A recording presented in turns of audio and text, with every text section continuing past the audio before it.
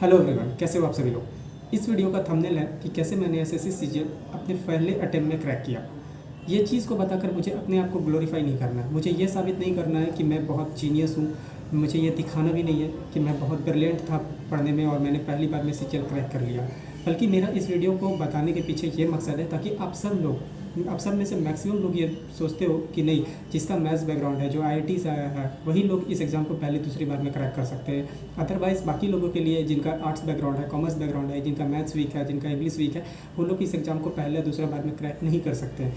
ये एक मिथ और भ्रम है जो कि मैं इस वीडियो से तोड़ने वाला हूँ। ठीक है, तो आप इस वीडियो को ध्यान से देखना, सुनना और समझना, और ये आप पता लगाने की कोशिश करना, जो चीज़ मैं बताऊँगा उसको नोट करना कि क्या मैंने किन छोटी छोटी बातों का ध्यान रखा और मैंने इस एग्ज़ाम को पहली बार में क्रैक कर लिया।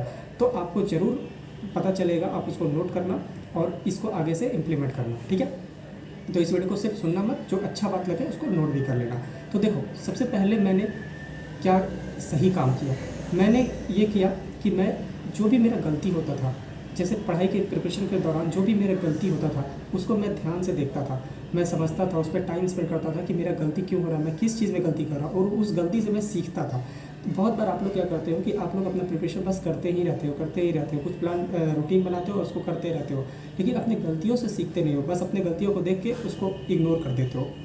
तो ये चीज़ मैं करता था कि मैं अपनी गलतियों से सीखता था। तो ये मेरा पहला इंपॉर्टेंट चीज़ था जो मैं ध्यान में रखता था। दूसरा, मैं एग्ज़ाम को समझता था। मैं एसएससी सीजीएल का जब तैयारी करने आया था तो मैंने इस एग्ज़ाम को शुरू में नहीं, जब मेरा कुछ गलती हो गया उसके बाद मैंने इस एग्ज़ाम को अच्छे से समझा कि ये एग्ज़ाम डिमांड क्या करता है, ये एग्ज़ाम कैसा है, इसका पैटर्न क्या है, कैसे क्वेश्चन आते हैं इसमें। उस चीज़ को जब आप एक बार समझ जाओगे तो आप इजली इस एग्ज़ाम को प्रिपेयर कर पाओगे, आपका फोकस फिर क्लियर रहेगा। ठीक है, पता रहेगा कि इस एग्ज़ाम में हमको कितना पढ़ना है। ये चीज़ आपको बहुत इंपॉर्टेंट है, इस चीज़ को ध्यान रखना। ठीक है, तो एग्ज़ाम को समझना बहुत ज़रूरी है कि इसमें क्वेश्चन किस तरह का आता है। आपको इस एग्ज़ाम को क्रैक करने के लिए एमबीए कैट लेवल का क्वेश्चन सॉल्व नहीं करना है, आपको बहुत टफ क्वेश्चन सॉल्व नहीं करना है। इस एग्ज़ाम में प्रीवियस ईयर ही काफ़ी है, आप प्रीवियस ईयर को ही अच्छे से बना लो बार बार, तो वो आपके लिए सफिशिएंट है। लेकिन इस चीज़ को बहुत लोग नहीं समझते हैं। वो लोग क्या करते हैं, वो लोग बहुत तरह के अलग अलग डिफरेंट सोर्सेज, PDF कोर्सेज के पीछे भागते रहते हैं, जो कि नहीं भागना चाहिए। मैंने हर बार कहा, मैं अपने स्टूडेंट जो भी लोग मेरे टच में रहते हैं, जो अभी एसएससी का तैयारी करें, उनको बार बार कहता हूँ कि सिर्फ प्रीवियस ईयर बनाओ, एक बार खत्म हो जाए, बार बार बनाओ, रिपीटेडली बनाओ, बस इतना से ही आपका काम हो जाएगा। लेकिन जब आप भटकते हो तो आपको बहुत सारा मतलब एनर्जी, टाइम बर्बाद होता है और इसके कारण आप फ्रस्ट्रेटेड होते हो और आपको रिजल्ट नहीं मिलता।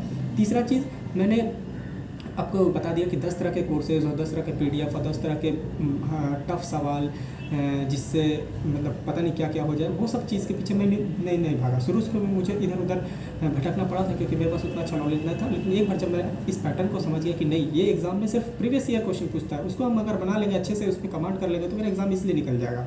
तो इस चीज़ को मैंने स्ट्रिक्टली फॉलो किया।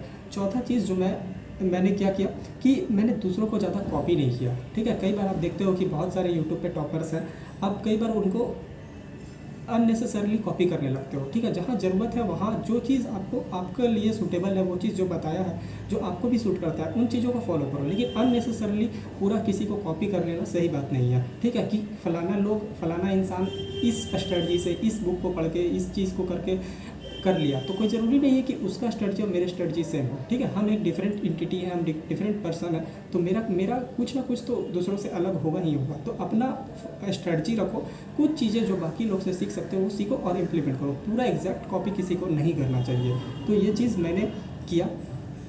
फिर पाँचवा बात जो चीज़ मैंने ध्यान रखा, वो मैंने अपने स्ट्रेंथ और वीकनेसेस को पहचाना कि मेरा स्ट्रेंथ क्या है, मुझे किस चीज़ में ज़्यादा मेहनत करने का ज़रूरत नहीं है और किस चीज़ में ज़्यादा मेहनत करने का ज़रूरत है। जैसे मेरा इंग्लिश शुरू से स्ट्रॉन्ग था, तो मुझे इंग्लिश में ज़्यादा मेहनत मैंने नहीं किया, मैंने ज़्यादा मॉक टेस्ट नहीं लगा, मैंने बहुत ज़्यादा उस पर मतलब ये नहीं किया। लेकिन मेरा मैथ्स मेरा शुरू से ठीक था, लेकिन उसको एसएससी में जितना फास्ट बनाना रहता है, जितना ट्रिक को सीख के बनाना रहता है, वो चीज़ मेरे में नहीं था। तो उस पर मैंने वर्क किया और फिर मैंने 122 से लेकर 160 तक का सफ़र तय किया। ठीक है, तो इस चीज़ को ध्यान रखना है कि आपको स्ट्रेंथ और वीकनेस अपना पहचानना है कि आपका जो स्ट्रेंथ है आप उस पर कम से कम टाइम दो, जो वीकनेस है उस पर ज़्यादा से ज़्यादा टाइम दो। इस चीज़ को जब तक नहीं पहचानोगे आप, तब तक आप ग्रो नहीं कर पाओगे। फिर छठा चीज़ जो मैंने किया अपने, वो मॉक टेस्ट खूब दिए। जैसे मैं पढ़ाई सिर्फ नहीं करता था, मैं मॉक टेस्ट भी बहुत ज़्यादा देता था, ताकि अपने आप को सेल्फ असेस हमेशा कर सकूं कि मेरा कितना अच्छा चल रहा है पढ़ाई, कितना मुझे रिटेन हो पा रहा है, कितना मैं परफॉर्म कर पा रहा हूँ, कितना मैं प्रेशर को झेल पा रहा हूँ। ये चीज़ बहुत ज़रूरी है। एक थ्योरी पढ़ के एक कोर्स लेके और उसको फिर बुक से बना लेना वो अलग बात होता है, और एग्ज़ाम में मॉक में परफॉर्म करना वो एक डिफरेंट बात होता है। ठीक है, तो मैंने मॉक्स और क्विजेज़ बहुत ज़्यादा दिए उसके बाद, ताकि अपने आप को सेल्फ एसेस कर सकूँ। ठीक है, उसके बाद सातवां चीज़ जो मैं था वो मैं कंसिस्टेंट था। ठीक है, अपने पढ़ाई में रेगुलर था, कंसिस्टेंट था। किसी भी सिचुएशन में मैंने अपना पढ़ाई बहुत ज़्यादा दिन तक ब्रेक नहीं किया। एक दो दिन कभी कभी हो जाए, अदरवाइज़ मैंने बहुत सारे सेक्रीफाइसेस करके बहुत सारे चीज़ जो अच्छा चीज़ था, पार्टी था, फंक्शन था, ये सब चीज़ था, मौज मस्ती, उन सबको छोड़कर सेक्रीफाइस करके अपना कंसिस्टेंसी मेंटेन रखा।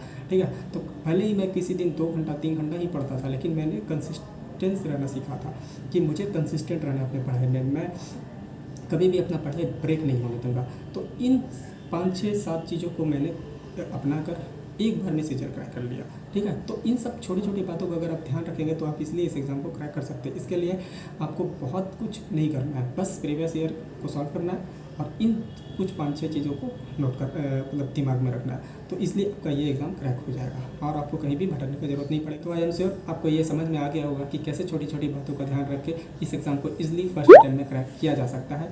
ये एग्ज़ाम इतना बड़ा नहीं है, ये बात आई थिंक अब आप समझ चुके होंगे। ठीक है, तो आप इन बातों का ध्यान रखना, इन चीज़ों को अपने आगे से इम्प्लीमेंट करना और ज़रूर फर्स्ट अटेम्प्ट में सक्सेस पाके या आपका जो भी अगला अटेम्प्ट है उसमें सक्सेस पाकर अपने फैमिली को प्राउड फील करवाओगे। Thank you, bye bye.